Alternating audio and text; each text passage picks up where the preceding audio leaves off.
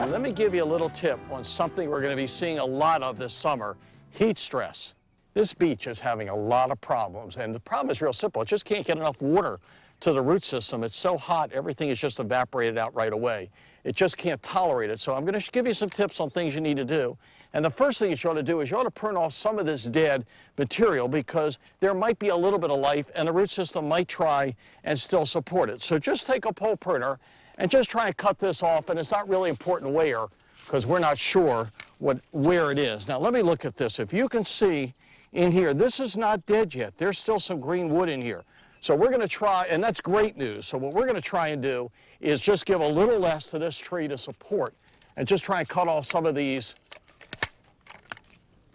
extra branches that we're not going to miss.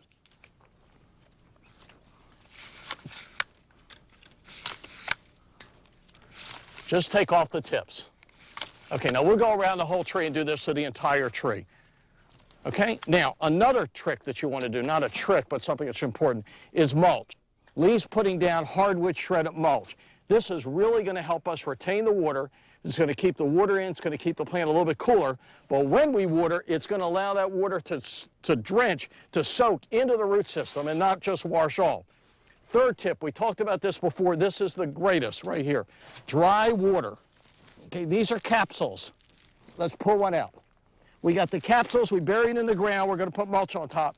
This is dry water. This is going to give this tree enough water to support itself for a month or two. You don't necessarily have to water it. I'm going to water this tree because I'm scared to death. And while we water, this won't be in use. It's fed by bacteria. Bacteria will eat away this encapsulated water, and it will water the tree.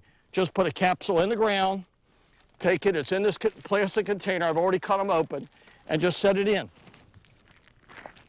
And that's it, okay? So to finish, prune it, mulch it, dry water, water it. It'll work.